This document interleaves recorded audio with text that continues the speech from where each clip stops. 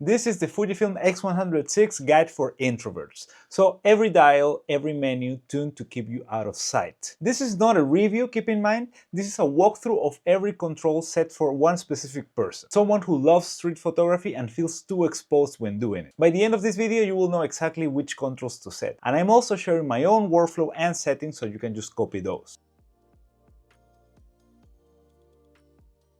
Let's start with the outside of the camera because, as you can see, this camera has many options. And the first part that I'm going to start with is going to be the lens rings, where we have the aperture ring, which is the one that is the closest to the camera. This one controls how wide the lens opens, which means that the lowest number, which is 2, offers more light and more blurry backgrounds. The higher number, of course, provides the opposite, and that is number 16, and it's less light and therefore more in focus. What I normally do is to stay at 8 most of the time, where most of the things are going to be in focus. And then we have the focus ring, which is the one right next to it and the farthest away from the camera. This one right here sets the focus distance, and it's only active when the sight switch is set to M, and I'm talking about this one right here, which we'll talk about in a sec. I have a few ways to go about it regarding focus, but when I go full manual focus, I tend to do a pre-focus of 3 meters and then forget about it. Next up, we have the top dials, which you can see over here. First of all, we have the biggest one, which is the shutter speed dial, and if you don't know what it does, it basically controls how long the sensor sees light. So faster, which is the higher number, means that the focus will be frozen, but also means that less light is going into the camera. I tend to go for automatic, so A, for 90% of the times. And in this same ring, you have the ISO dial. And in order to activate it, you just need to lift the shutter dial like this. And then when you turn, you will see that the little numbers over here in the ISO part will be changing. This dial, of course, controls ISO, which means that it's a sensor light sensitivity. The higher the number, the brighter, but also the grainier. I tend to leave it at A even when I'm shooting fully manual with some pre-configured settings that I'm going to talk about later. And last but not least, we have the exposure compensation dial, which is the small one right here. This one will make the photo brighter if you bump it up or darker if you bump it down. And this one is only relevant if any of your settings are in automatic. So for example, in my case, where I have the shutter auto and the ISO auto. In that case, when I bump it up, it will be brighter, or when I bring it down, it will be darker. If you're shooting in fully manual, then this will not be relevant at all. I leave it at a third, but that's specifically because of the recipe that I'm currently using. And I'll go into that in a second as well.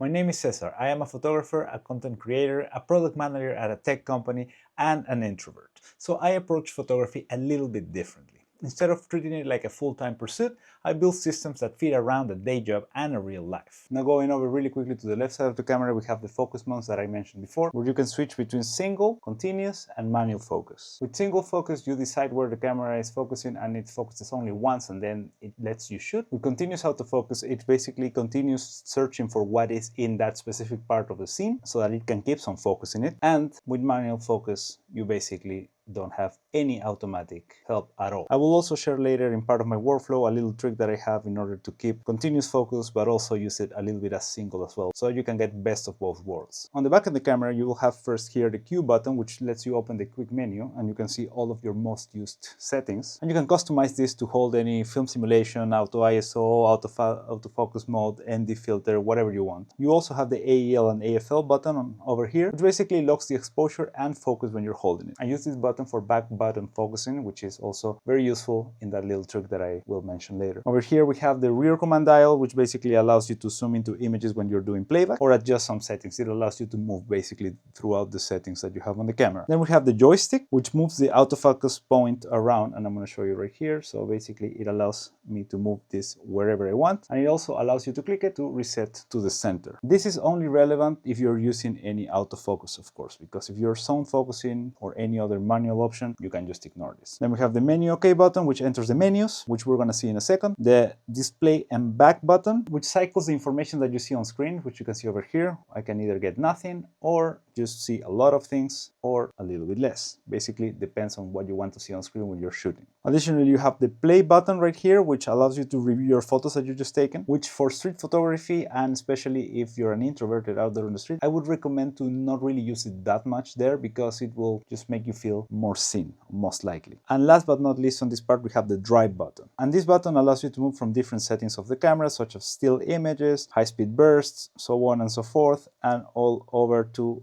video mode, if you are using this camera for video, which is very decent for it, to be completely honest. And now it's time to go on to the menu part.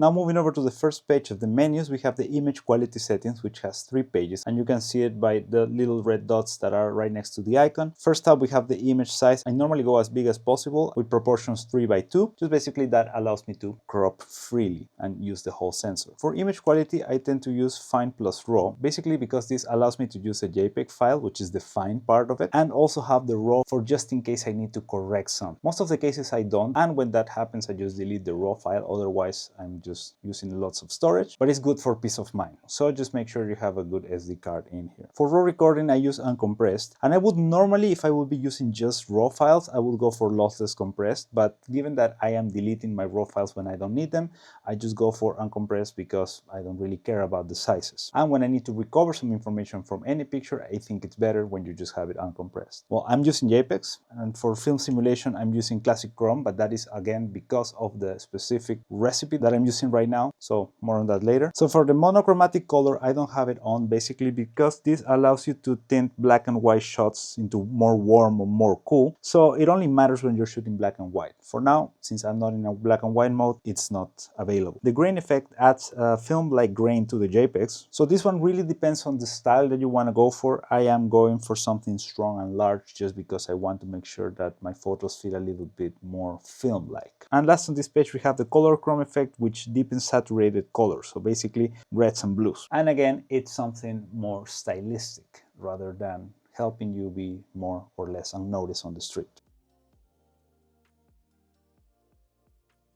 Going over to the next page of the image quality settings, we have the color chrome effects blue, which basically deepens the blues. So this is more for skies and water. I just have it off because again, stylistic choice. Smooth skin effect basically does what it says, and I have it off because I want to have control of how smooth or not my skins look when I'm taking pictures. My white balance is set to a specific temperature in Kelvin, but that again is stylistic and depends on the recipe that I'm using right now. Same as with my dynamic range, and this is important to know because there are 4 dynamic range options. This is dynamic range 100, 200, and 400, on top of the auto as well. These options are very important because these allow you to recover more information from the highlights and therefore giving you more dynamic range. But what you have to keep in mind when using any of these options is that each of these require a separate minimum ISO setting. So if you're using dynamic range 400, then that means that you should be at a minimum of ISO 500. If you are at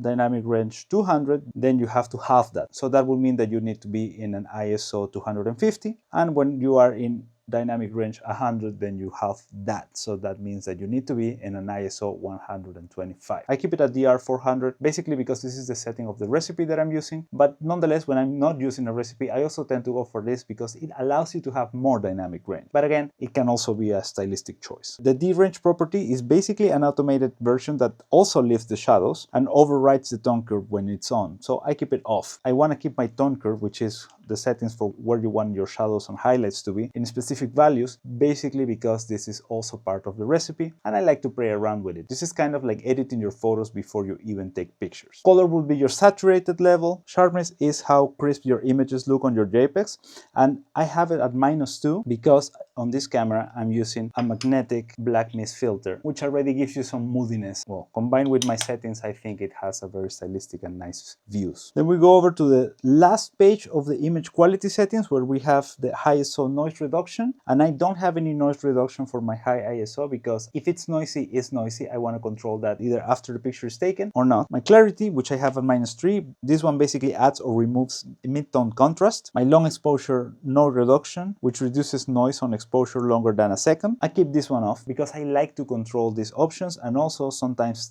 stylistically I want it to have noise. The color space is basically the range of colors that it's saved. The one that I'm using is basically universal. There's another option which is Adobe RGB, which is wider but it's also trickier to work with, so I tend to stay at the default. Pixel mapping is an option that you should only use as maintenance, let's say, because this actually helps you when you have problems of dead pixels. Maybe you should run it once in a while, but not really that necessary in a day-to-day. And then the next two options are to save your custom settings. So let's say you changed clarity to something else and you want that to be saved in a specific part of the camera. Then what you would do is go to edit and save a custom setting and then create one more option to save that specific one. With that being said, it's very important for me at least to keep the auto update custom settings as off or disabled, because sometimes you just want to have a base setting that never changes, but there are some cases in which those change when you're on the street and it's too harsh, or you want to try out specific colors, or you want to try specific stylistic choices, and you can change it there and then go back later to the original saved setting. If you keep it on, basically you're saving on top of your saved setting, and that's not what I want, at least. And now we go into the next part, which is the autofocus and manual focus settings. The first part is the focus area, which basically sets where in the frame the camera will focus. If you move the point with the joystick, then that will change. So for example, over here, then you can see I'm moving it, I center it, so on and so forth. The autofocus mode basically will tell the camera how the focus area behaves. So you will have single point, zone, and wide and tracking. For someone trying to stay quiet on the street and not catch too much attention, I would say that single point is the best one to stay at, because especially combined with f8, then you don't have to worry too much, more or less the area where you want to keep it in focus. The next option is the zone custom setting, which basically customizes the actual zone that you're selecting. So you have different sizes of squares in this case that will define which parts of the scene are you focusing on. The next option is the autofocus mode all settings, which basically applies the autofocus mode globally across all shooting modes. I leave it by default. I don't think that is very needed to change. And then we have the autofocus continuous custom settings, which is basically the tracking behavior for moving subjects in continuation with autofocus. If you're shooting manual focus on the street, you don't have to touch this, but especially if you're shooting autofocus, it's important that you go deep into these options, because this will allow you to have a better experience with a Fujifilm camera, given that this by default don't have the best autofocus in the game. Next option is store autofocus mode by orientation, which basically remembers the different autofocus point for horizontal versus vertical shots. I keep this one off because I just like to keep things simple. You don't want to be like messing around with your camera when you're out on the street, because that will just make you more nervous. Then we have the autofocus point display, which shows the autofocus point inside the zone or wide modes. I keep it off because it's just more clutter on the camera. The less not very important things that you can see, the better. And last on this first page, we have the wrap focus point, which lets the autofocus point wrap around the screen edges when moving it. I have it enabled. And what does this even mean? When you go here and you're changing the autofocus point, let's say if I am here on the edge and I move it one more to the right, it will appear on the left side, like so. Over on the second page of the autofocus and manual focus settings, we have the number of autofocus points. And this is just basically giving you two options, either 117 or 425. This is for either if you want to go more fine grain. I would recommend to keep it at 117 for street photography, just because if you go 425, it's just going to be slower to navigate. You will have to be clicking around quite a lot on your joystick, so you don't want to be doing that on the street. It will make you feel more seen. Don't do that. With the pre-autofocus, which is the next option, the camera constantly is focusing even before you either half press or focus with whatever button is it that you're using. It sounds nice, but it drains more battery, which will require you to have more batteries out on the street, and also it makes a little bit of a noise of that motor trying to focus all the time. I keep it off. Then we have the autofocus illuminator, which is a bright green light that helps the autofocus in dark scenes. This one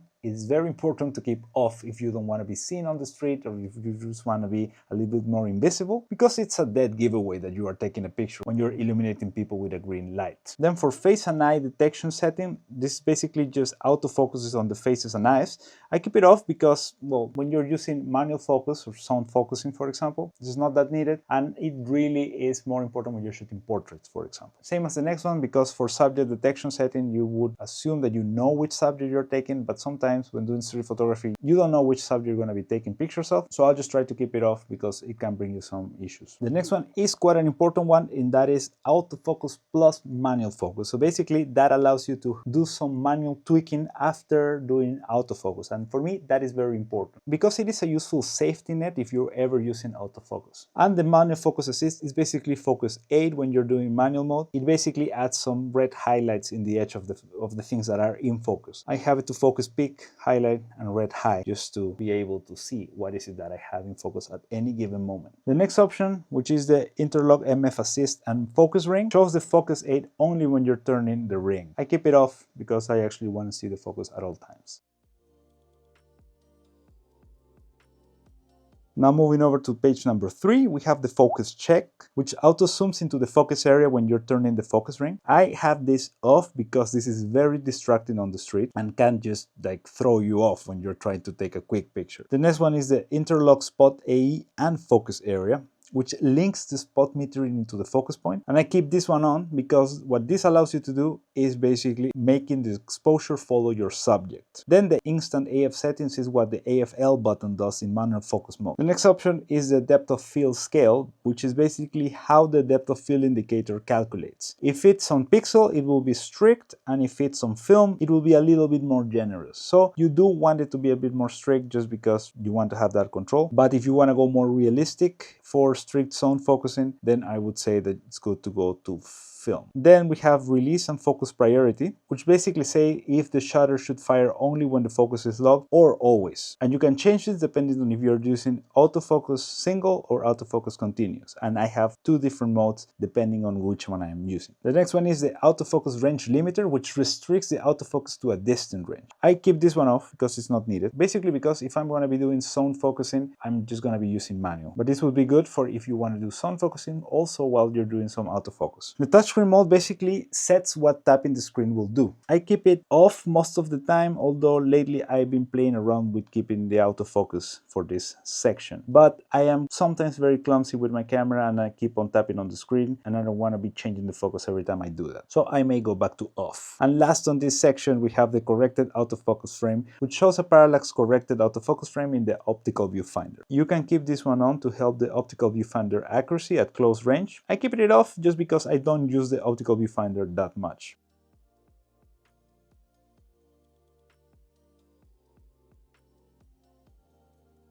Now moving over to the shooting settings, we have first the Sport Finder mode, which basically crops the sensor for a faster burst when you're shooting sports. This is not for street, so I keep it off. Next up is the pre-shot electronic shutter, which buffers shots before you fully press the shutter, and this is only possible when you're using electronic shutter. It does eat a lot of battery, so I keep it off, because I won't need it on the street either. Self-timer, quite straightforward, delays the shutter after pressing. I keep it off as well. And the next option, which is save the self-timer settings, will allow the camera to remember your self-timer choice between power cycles, so when you turn it off and turn it on. Since I don't use self-timer, I keep it off as well. As for the self-timer lamp, which is the orange lamp that blinks during the self-timer countdown, this is highly visible and you would keep it off normally, but I have it on since it doesn't really matter because I don't use the self-timer. The next option, which is the interval timer shooting, is basically for time-lapse and setting up time-lapse, and I skip this for street photography, of course. Then we have the interval timer exposure shooting, which is again for intervals, therefore time lapses, and smooths out the brightness shifts between photos when you're doing time lapse. I leave it on, which is the default, but again, I'm not doing time lapses here, so it doesn't really matter. And the interval priority mode, I keep it off, and it actually prioritizes hitting the interval over exposure accuracy, which basically prioritizes hitting that interval instead of being accurate with exposure. On the next page, we have the AE bracket settings, which is auto exposure bracketing, so multiple exposures at different brightnesses. I keep this one off, but you have different options if you want to go a certain route. Then we have the film simulation bracketing, which takes one shot, saves it in multiple film looks, which is good if you're trying out different film looks and trying to see how do all of them work. But for street photography, when you're really doing street photography, well, I would skip it unless you're experimenting. For now, I would recommend pick one and commit. Then the focus bracketing settings is just basically telling how are you going to be focus stacking for landscapes or macro photography, for example. I skip it, not really interesting for street photography. Photometry is also in other cameras called metering. So this is basically how the camera measures light. You have different options, which are, for example, multi, spot, average, and center weighted. I keep mine on average just because this also allows me to move the focus point without changing the exposure of the scene. My shutter type is electronic shutter. We have three options. We have MS, which is mechanical shutter. It does a little bit of a noise. It's not that noticeable, but it caps your shutter speed at 1/4000. If you need to go faster than 1/4000, then you need to move over to electronic shutter. And the risk moving here is that you could have some rolling shutter, which is not good. So I'm playing around with it. So I may just go back to mechanical shutter after. If you want to be somewhere in the middle and stay within mechanical shutter and only when you need it go to electronic shutter, then you can pick M plus key. Basically, the best of both worlds. But if you want to go silent on the street, I would say stay with electronic shutter, because this, in combination with another setting that I'm going to show, is going to allow you to just make zero noise with your camera. Flicker reduction, which is the next setting, actually is very good on paper because it's supposed to fight back on the banding on the fluorescent or LED lights, but I keep it off because I try to prioritize speed. When you turn this on, it slows down the camera slightly. But if you go and take a picture and then you already see some banding, you know where it is, so you can turn it on, because you might as well have a slow picture rather than banding all over the place. The next option, which I have disabled, is a flickerless shutter speed setting, which fine-tunes shutter speed to avoid flicker bands. I have it off, but since I'm also using automatic shutter speed, doesn't really matter in that case. And then we have the in-body stabilization or image stabilization, where I have it in continuous, which means that it is always on. You can also have it when you're shooting only, which means that at a half press, then the stabilization will kick in, which probably will consume less battery, but I tend to just go for this as continuous, so don't have to worry about it later. And on the next page, we have the ISO auto setting, where I want to stay for a bit, because this is very important, and I have 3 ISO auto settings, depending on if I am in DR100, DR200, or DR400. So as you can see, let's go for my auto setting number 1, which is 125 minimum ISO, as I mentioned before. In my ISO option number 2, I have a 250, and since on this mode that I'm using right now, I'm using DR400, I'm using this one right here, which has the default sensitivity, or minimum ISO in other words, of 500. The maximum that I have in all of the options is 6400. I haven't played around using a higher number than this, but with other cameras such as my Sony, for example, I can go up to 20,000 without having many issues, or at least issues that I cannot recover after in editing. But since with this camera I try not to edit my photos after, I try to use it straight out the camera, I go a little bit lower on that. And then with the minimum shutter speed, that depends on what is it that you're shooting and what time of the day is it that you're shooting with each of these options. I keep my default of 1/80, which is, let's say, the rule of double the focal range of your camera. So in this case, this camera is an equivalent of a 35mm, double of that is 70. There is no 1/70, so I go for 1/80. That is the rule of thumb that will allow you to not have blurry images. Next option is the conversion lens, which basically tells the camera if you have a wide or tele lens attached to it. And what it basically does is just adjust the framings and corrections. I don't have anything, so it's disabled. And for digital teleconverter, this basically crops the image to simulate either a 50mm or a 70mm focal length. I keep this one off basically because I want to do the cropping myself if that is ever needed. And for the ND filter, you have the option to turn on that force-stop neutral density filter that comes with the camera, and what it does is cut the light to let you shoot at wide aperture in bright sun, for example, and it's quite useful, but I keep it off by default and only turn it on when I really need it.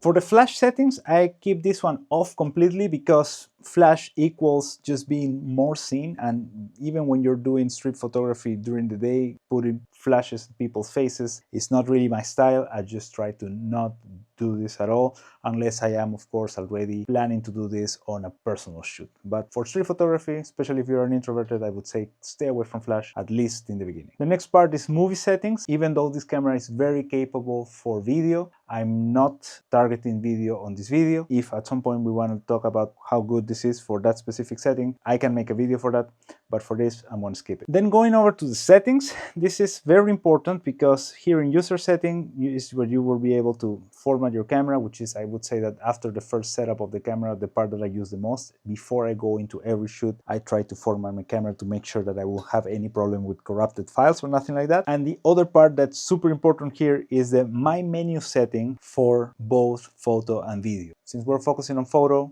let's go in there. And this basically sets the camera's My Menu settings, which I'm gonna go back. You will see at the bottom here, the one that says My. And what does that mean? That means that you can just basically select from all of the items that we've seen everywhere in the settings of the camera, which ones you want to have in one single page. So what I've done here is just set up the items that I use the most, but most importantly, the items that are needed to change every time there is a new recipe recipe that you want to try out. That way, when I have a new recipe, like for example, the Portra 800 that I'm using, that by the way should be linked in the description, this is from the website Fuji X Weekly, then what I need to do is only go to My and start making the changes from top to bottom, instead of trying to search and fish for all of the settings in the camera, which can be a pain. And then at the bottom of this page, what I also have is just the selecting of the custom settings, so that for example, when I have another recipe that I want to try out, I would save it in C2 and then I will make the changes all the way from there.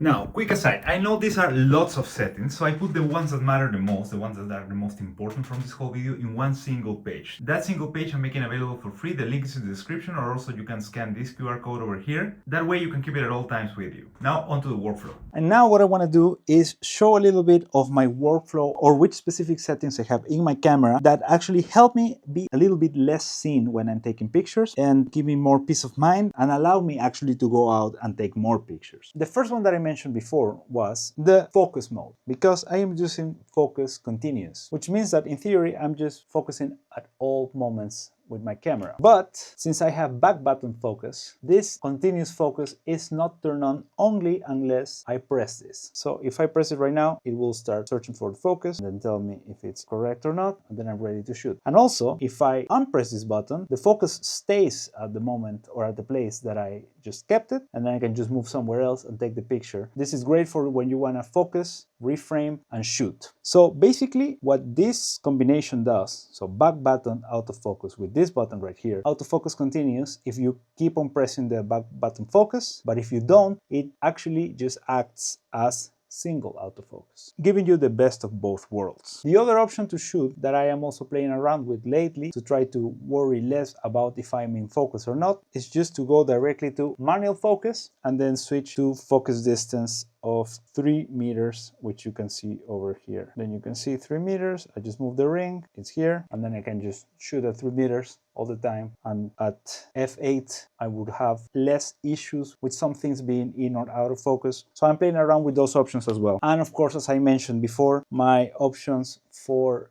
aperture, shutter speed, and ISO are aperture. I tend to keep it at 8 to keep most things in focus, and both ISO and shutter speed I keep at automatic with a plus 0.3 exposure compensation.